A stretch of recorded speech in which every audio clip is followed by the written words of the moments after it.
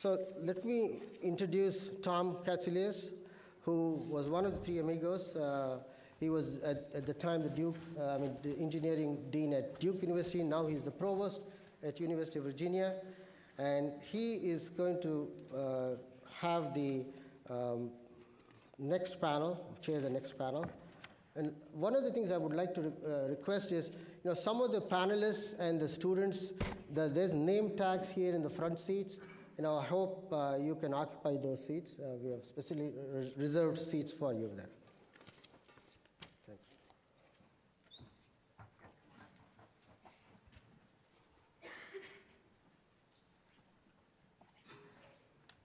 Good morning, everyone.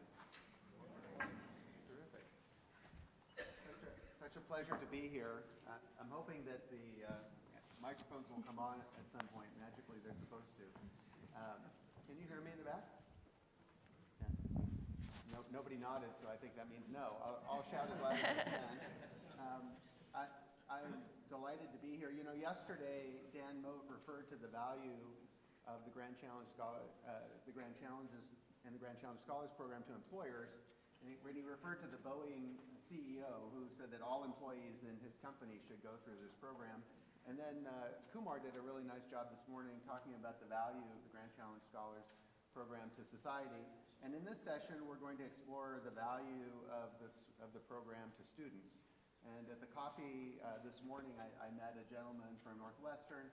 I think it's typical of someone in the audience who is here he's a faculty member there thinking about whether or not to start a program there. So I'm fortunate to have 5 wonderful Grand Challenge Scholar students, Wes, who are going to convince you why you should start a program.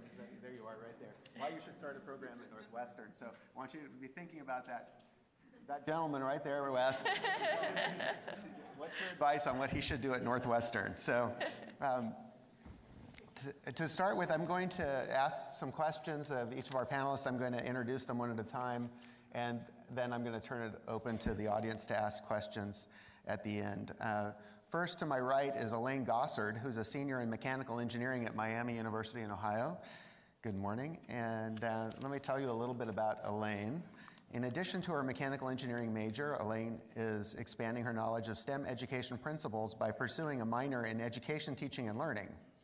Her involvement in the GCSP has included framework development, program launch, steering committee membership, student mentoring, and scholar-in-residence keynote moderator. She's worked in co-op roles with NASA Glenn Research Center, Greif Packaging, and Ethicon Endosurgery, where she worked on designs for gynecological and colorectal surgical devices. She has incorporated her Grand Challenges focus engineering better medicines throughout her undergraduate career, including the design of an assistive lifting wheelchair attachment.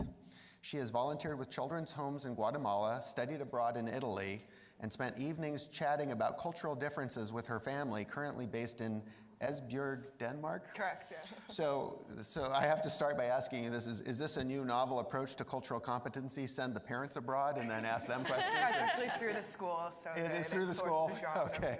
Okay, this is an innovative approach, okay.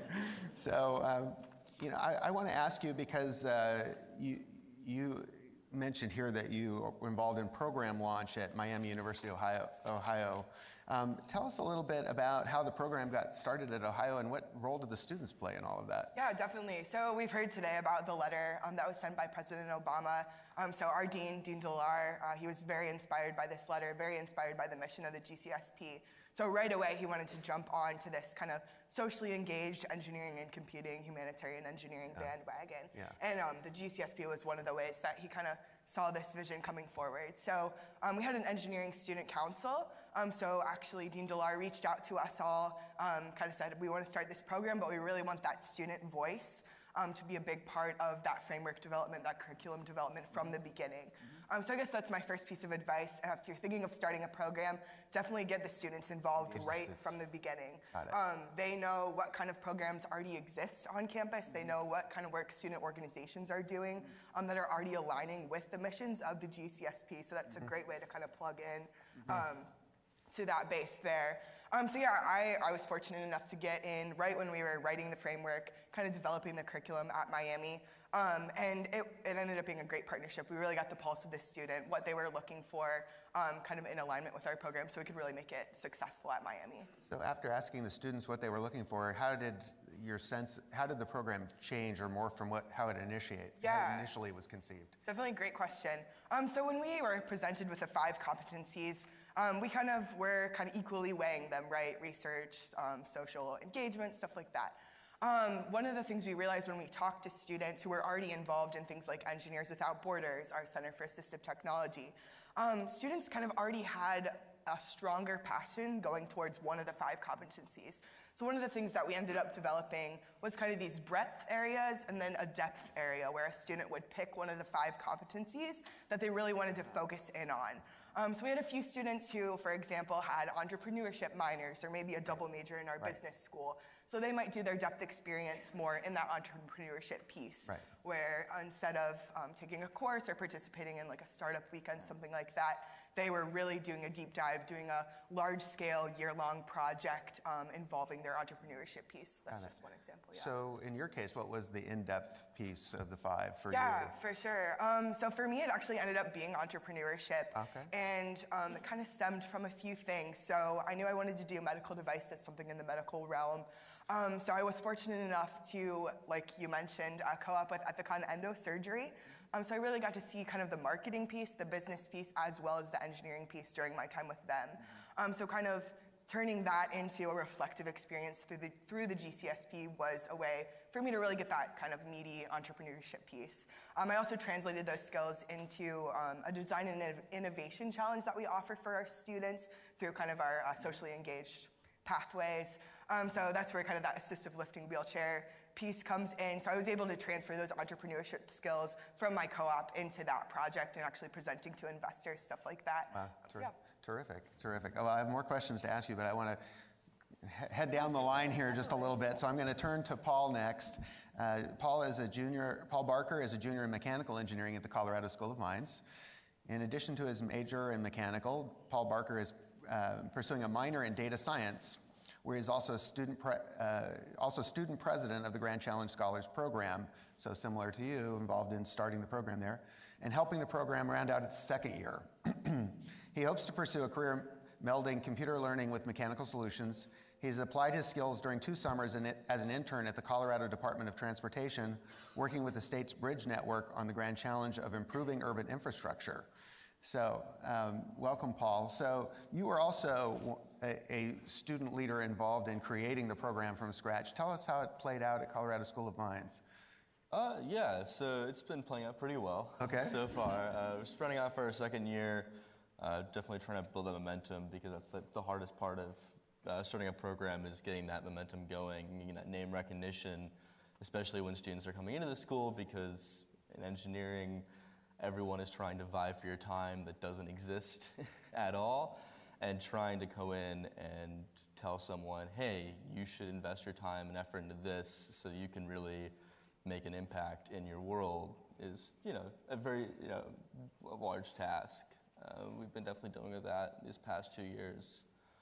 So how did it get started? I mean, did somebody come to you, a faculty member, say, hey, do you want to help us start this program? Did you hear about it from another student? What happened? Yeah, we got very lucky that one of our students, actually 2 of our students who, one graduated the college and one moved away, but they saw this program and got very excited about it, and then we were able to work with our director, Dr. Stephanie Clausen, to start the program here at Mines, and then also got a lot of involvement from the dean of the college. And then we stole one of the deans from ASU, and he's now our president. So that helped us out just a little bit. And they had a program already there at ASU, and he kind of brought it with him? Yeah, so we got a lot of support from that. It was like continual support, and then we, in 2017, launched the program at Mines. Great. So this is for the NAE, this is the way we grow the program. We just take the faculty leaders and make them deans at other schools that don't have programs, and then it all takes care of itself from there. Okay. Well, let's see. Yeah, it's interesting you're combining data sciences and mechanical engineering and studying transportation. So how did those 2 come together, and was this part of your project portion of your 5 components? Yeah, so for my research pillar of the program, I decided to go work for the Colorado Department of Transportation and work on urban infrastructure, which was interesting because that wasn't what I joined the Grand Challenges program for. I initially came in and was very interested in enhancing virtual reality and just the way that life works. I ended up getting a job at the Department of Transportation and learned how things in urban infrastructure aren't as good as we thought they were. Yeah. And going through and having that experience of kind of working in the Wild West that is public service and having, going through and finding these solutions and getting to do exciting work every single day really got me excited about urban infrastructure and where we can take it in the years to come. That's great. Paul and I were having a conversation this morning about Colorado School of Mines, and I was well aware that they have a really wonderful program on humanitarian engineering.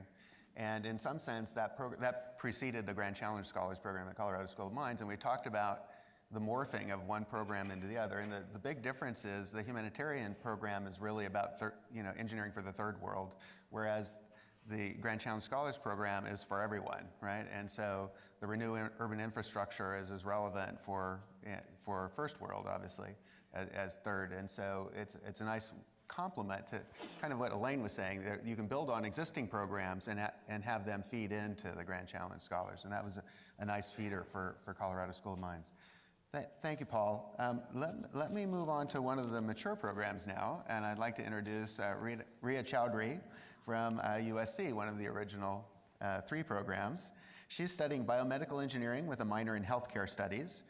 In her sophomore year, she co-founded Intram, a digital health startup focused on eliminating pre-hospital delays in stroke patient care, and presented her business plan at the 2017 Global Grand Challenges Summit in Washington, D.C. as a competition finalist. Congratulations.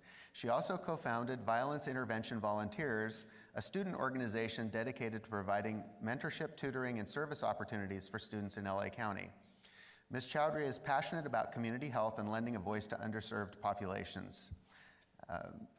On campus, she conducts sports performances research at the USC Biomechanics Lab, co-hosts and produces Viterbi Voices, an undergraduate student podcast, and still managed to find time to play tons of ultimate frisbee. That's a quote.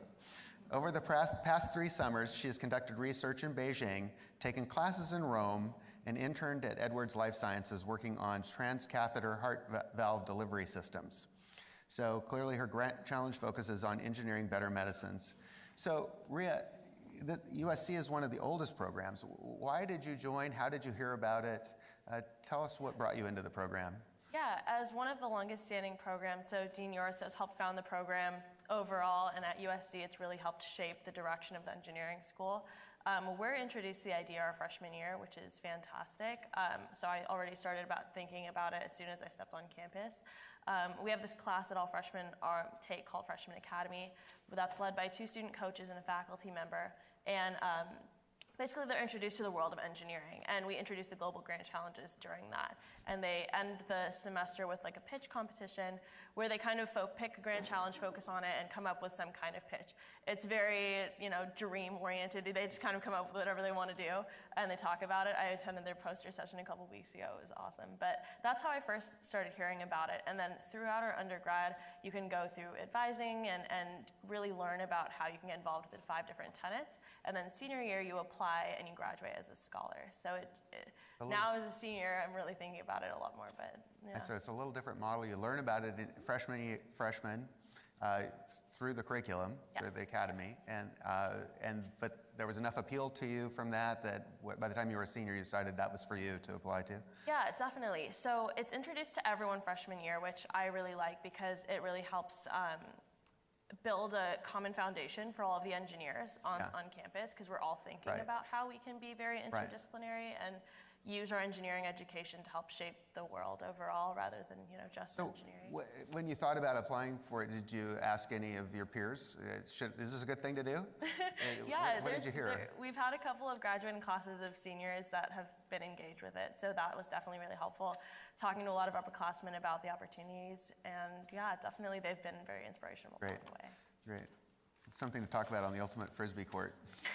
Okay. For sure. There's right. a lot of engineers out there. There were a lot of engineers out there, great. As I remember from my USC days, a lot of engineers in the band too. So Yeah. It's very cool to be in the band at USC. All right, terrific. Let me move on to Rachel. I can barely see you there, but Rachel Hegab is a senior in biomedical engineering, focusing on biomaterials at Louisiana Tech University. In addition to the Grand Challenge Scholars Program, Rachel is involved in professional and student organizations, and it says here including Delta Delta Delta fraternity. Is that correct? Or Phi Delta sorority. Sorority. I kind of thought it was sorority, but it actually it was in the script, so I had to ask. Okay, so I thought maybe they're very open-minded at Louisiana Tech, and you can join a fraternity. Okay, the Engineering Science Association (ESA), Biomedical Engineering Society (BMES), and Tau Beta Pi Engineering Honor Society. During the summers, Ms. Hegab has participated in research experiences for undergraduates at the University of Texas at Austin and Cornell University, and most recently worked as a biomedical engineering intern at Medtronic. At UT Austin, she investigated how the stiffness of the cell microenvironment affects breast cancer cell sensitivity to a chemotherapeutic drug. At Cornell, she designed and optimized a bioreactor system to investigate how hemodynamic forces affect cardiac tissue development. This year, she will continue to work on a medical device to treat lung cancer begun as part of her internship at Medtronic. She also works in a research lab at Louisiana Tech University investigating the synthesis of environmentally responsive biomaterials for drug delivery and tissue scaffolds. Do you have any time for Ultimate Frisbee? Not so much? Not so much. Okay. First I've got to ask you, this is interesting about treating your current project, which is a medical device to treat lung cancer. Normally you think of that as more chemotherapy, not a device. What kind of device treats lung cancer? So what I'm working with Medtronic actually translated into my senior design project is looking at developing drug delivery systems that are implantable to palliatively treat late stage lung cancer. Got it. Focusing on local delivery of chemotherapy. Got it. So implantable drug delivery, okay, engineering better medicines, clearly. Okay, so Rachel, could you tell us about the 5 components of your program, what you did for those 5 pieces and how they fit together for you? Yes, so I originally got plugged into a research lab early on because I grew up in the hometown where Louisiana Tech University is. So as a high school student, I was conducting research in Dr. Caldero Moore's lab looking at the bioresponsive biomaterials for drug delivery systems. And from that, I actually talked to an upperclassman. That's how I got plugged into GCSP. And so early on, as a freshman, I knew I wanted to do this program. And the way Louisiana Tech sets up their freshman engineering, they have a very interdisciplinary engineering program called Living with the Lab, in which it's very hands-on. We get introduced to all the disciplines, but also the global aspect of what we're doing as an engineer. So there's different activities in that freshman courses that introduce us to all those 5 components. Mm-hmm. But they also, at the end of the year, were encouraged to do a design project. Because I knew I wanted to do this, I focused that design project on developing a glove for pain relief for a nerve syndrome. And we actually talked to someone who suffered from it and designed it based on her needs.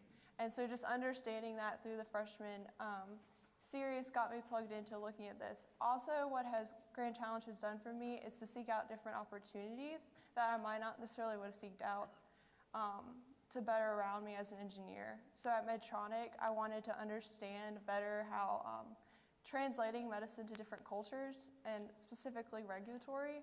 So during the summer, I sought out looking at how Medtronic approaches taking their devices developed in the US and expanding to the markets like China, and what different hoops they go through and how they have to approach that differently. Oh, that's really fascinating. So you were able to do that as part of your internship at Medtronic, yes, even while you stayed within the US, but studied how they approached marketing their the products to China and overseas. Is that pretty much how it worked out? Yes. What did you learn? I learned that the regulatory system is very different. Yeah.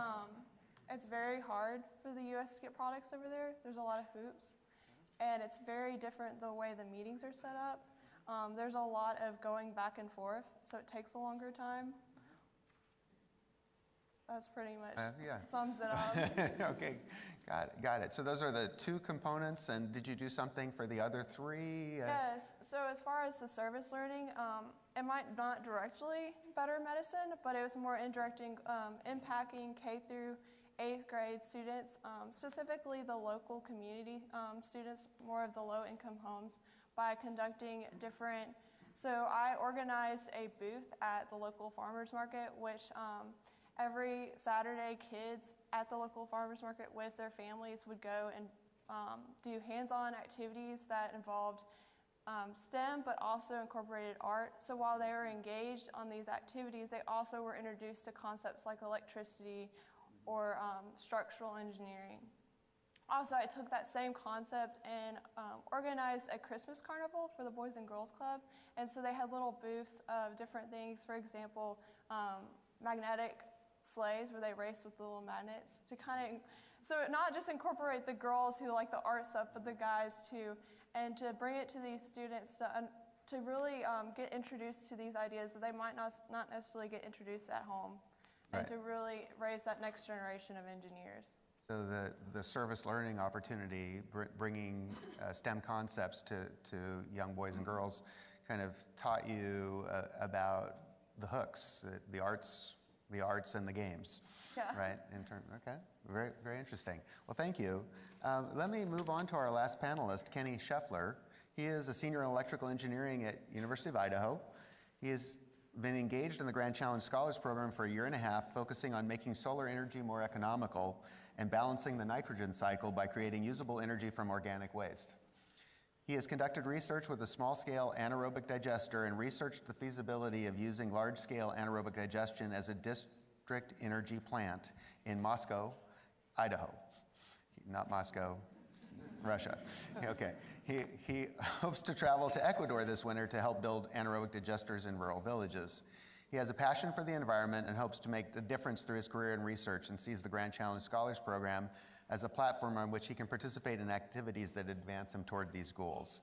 So Kenny, same thing, same question. What did you do for your 5 components? And maybe tell us a little bit, how do they fit together and enable you to think about addressing grand challenges? So my 5 components have been more of a journey, I would say. It started when I actually studied abroad in Suva, Fiji, where I took a renewable energies course there, and they talked specifically about anaerobic digestion, and I'd never heard of it before as an electrical engineering major, and that struck a chord with me, seeing that we have organic waste, and the power brain from electrical engineering started spinning. Yeah. So when I returned to the United States, I was thinking of all these ways that I could implement what I'd learned abroad at Moscow. So my research component then started. I did a feasibility study for Moscow, and we're actually moving forward with trying to get a grant from the EPA to build a biogas energy plant in Moscow. Oh. And then my global component came from learning about it in Suva, Fiji. Yep. And then with service learning, I have a really unique opportunity, I think, to travel to Ecuador this winter, and I'm going to be helping rural villages work on building their own small-scale digesters to use their leftover food waste to power a cooking stove. So kind of a cyclical pattern where you can cook your food using your leftovers, which I find really fascinating. Right. And then interdisciplinary, I actually just got done competing at WEFTEC in New Orleans, where I worked with a civil engineering team. I was the only electrical person on the team, where we designed a combined heat and power plant for Moscow's wastewater treatment plant, using anaerobic digestion and turning their waste into energy. So that was kind of my interdisciplinary component. And then for the entrepreneurial side, I just got done building a homemade digester, which you can see on the screen, and I'm going to be using that in a pitch event that we have at our university through the College of Business as a business idea of that. People who have leftover food waste in their house can buy a homemade digester and use it to make their own cooking gas. It looks like one of those new pressure pots that, what do they call those, fast cooking pots. So would I buy one of these? I mean, this is for the market, is for the U.S. domestic market? Yeah, it's for, the market is just the average family that has, because people throw away food waste, Right. it goes to landfills, it makes methane, and it's really damaging to the environment. So if we can use that waste stream to make fuel, it's Yeah. really beneficial. And then how do I use the fuel? Is this, The tube out of the top of that actually can go right to your cooking stove, and then Okay. it pressurizes in the tank, and whenever you want to cook your food, you just open the valve and it lights. really cool. I would buy one. Would you guys? It's a really good thing to do. Okay. Well, thanks. And what is interesting is how this thematically connects between doing small projects for a rural village in Ecuador and then in Fiji, and then large projects for a city in Moscow, and then small projects again for the first world. It's interesting how it all tied together for you. Okay. So I'd like to ask some questions. I'll just turn it open to all of you. One of the things, we have a lot of leaders of Grand Challenge programs here in the audience. What are some of the things that are working or not working, in the programs at your schools? Are there things that you particularly like about the program at your school? Are there things that you could see it could be better? And I'll leave it open to whoever would like to tackle that one first. I guess I can start. One of the things I love about our program, it really is choose your own adventure. So we kind of provide students with the opportunity to make their own plan that fits the 5 competencies, and then of course that depth area as well. For me, I think we'd all agree as engineering students, we're very busy. A lot of us are involved in other organizations, other leadership roles.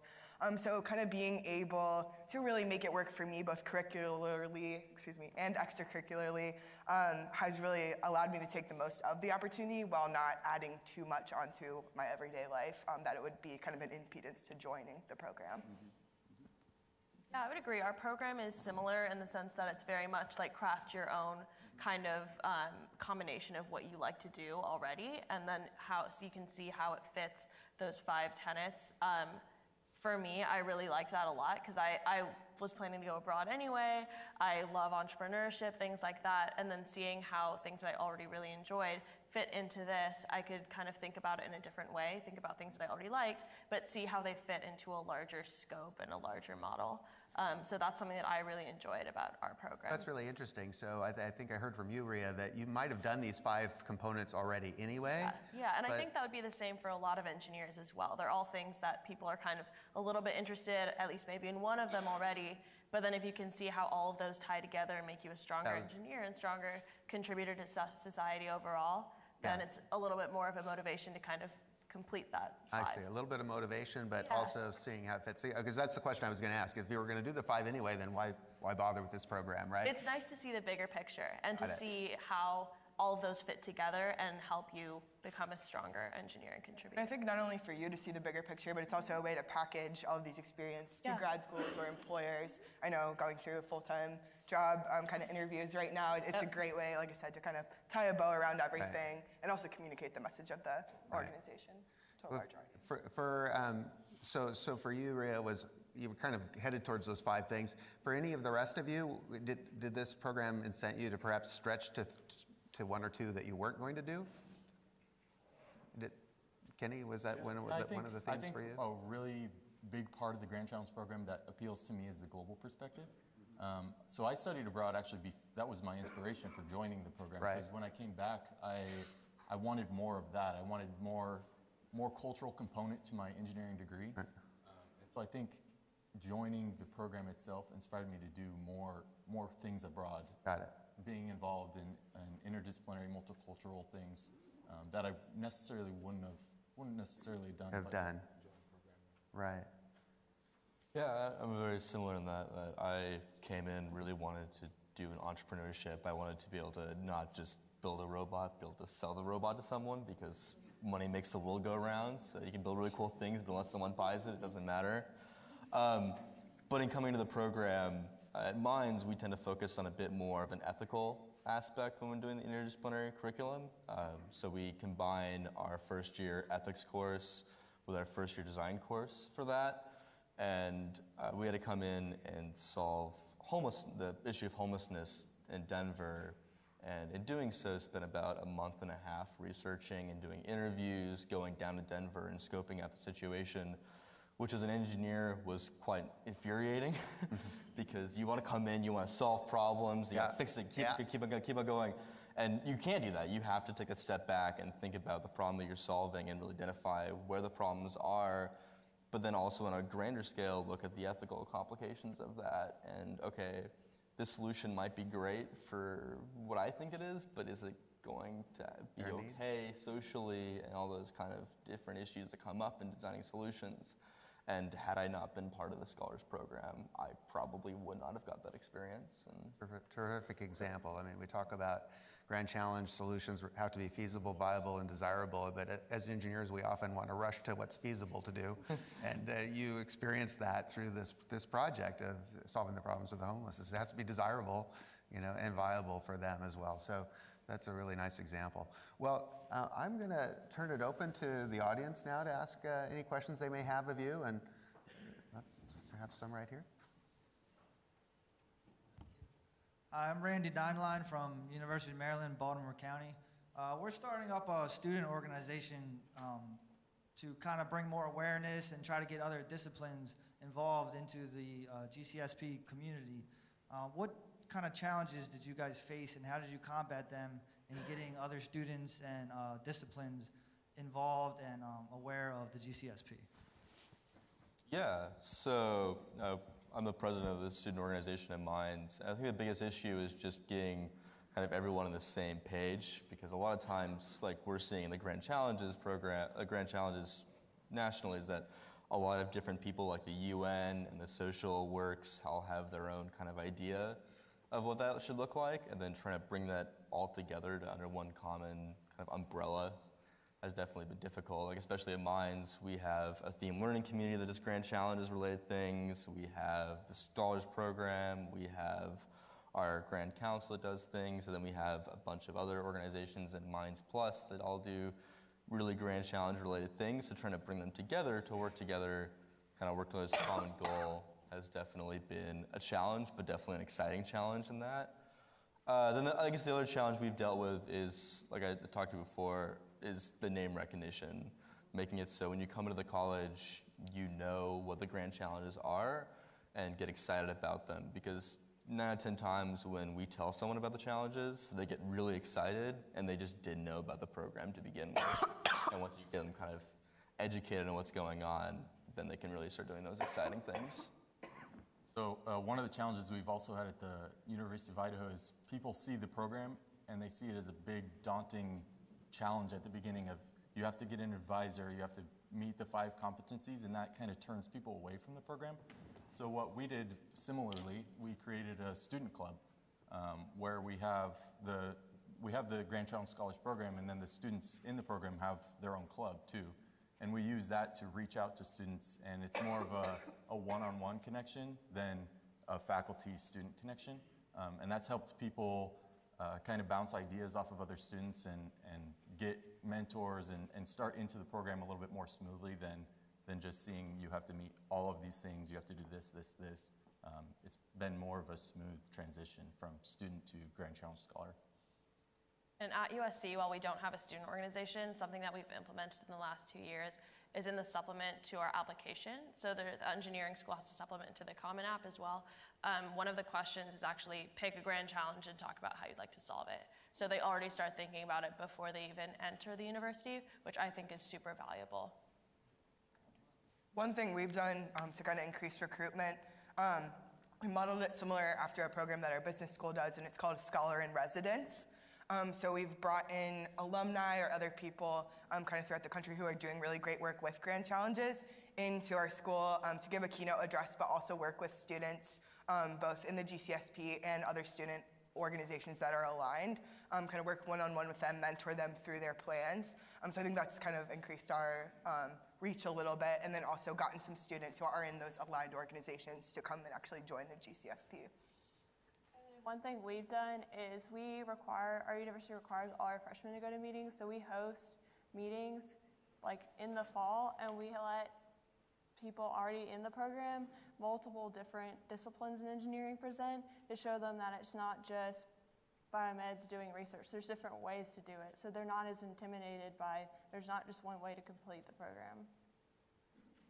It's interesting for me, I just comment that when the 3 original programs started, it was really started by the faculty and administration, and it's interesting to hear those of you who have student organizations, and I'll just reflect that after we'd run the program for a couple of years at Duke, we asked the students for advice, and this was their number one piece of advice. Many of them were getting a lot of value out of the program, working one-on-one with a Grand Challenge Scholar mentor, a faculty member, but we hadn't set up a mechanism for them to network with others who had shared this desire to help the 7 billion people on the planet. And so I can see the value that the student organizations are bringing to each of your universities, so I applaud you for that. Another question. Yes, good morning. I'm Michael Vaughn. I'm Associate Dean of Engineering at the University of Delaware. Thank you for your comments today and sharing your experiences with us. We have a Grand Challenges Scholars Program at Delaware, and we're beginning to think about how we capture all this in a way that credentializes what students have done. So this fits into the broad context on our campus of affinity programs. We have community engagement scholars, we have the cybersecurity scholars, we have the Grand Challenges scholars. The community engagement scholars actually have made this a course of study. So when students finish the program, they actually get a credential that says they have finished this course of study. Just interested to understand, most of you are seniors. How will this be captured, if at all, on your transcript? Are there ways in which you can begin to talk about this in interviews, graduate school applications, in ways that employers and graduate schools understand? Good question. So one of the things we've just started this semester is we're actually taking a Grand Challenge Scholars. Our faculty advisor, Dr. Robertson, teaches it, and he helps us go through and do the things basically that we do within the program, as well as getting things up and running, increasing enrollment and whatnot. But the benefit of that is it goes on our transcript. And then additionally, through that class, we've created online portfolios where we basically have a tab for each of the competencies, and then we create our own website of what we've accomplished, and it's all listed on an open website. And so I think going forward, trying to get jobs and marketing ourselves as a Grand Challenge Scholar, we can share that website with people, and it shows everything that we've completed in the program and in an organized format. While we don't actually get credit for it, I think a good thing that being through this program, it allows me to see how my different outreach and different internships all correlate to one goal. And so when I go into interviews now, I can talk about each thing, but then wrap them in a broader image of how that makes me a better engineer. Really, for the intrinsic value rather than a particular transcript designation or certificate. Although I know at Louisiana Tech you get these really beautiful medals as well. There's also that. We do. And I guess all of you will get a personally signed letter from Dan Moat congratulating you when you've completed the program. Does that mean anything to you? Sorry, Dan, I put you on the spot here. Did you know about that, actually? You didn't know that? Okay, well, it's just an added bonus then. Okay. Anyone else on the credential question or what you get out of it? Yeah, so we also do a portfolio at Minds, and the biggest thing that I always tell people about that is an amazing thing that you can just bring to an interview. You can say, hey, this is what I did in my time at college. This is how I grew as not only an engineer, but also as a person, and here's what I bring to your company. And I think also in that you're able to say, hey, this is why I'm better than those 5 people you just interviewed. So you can get that job in the end.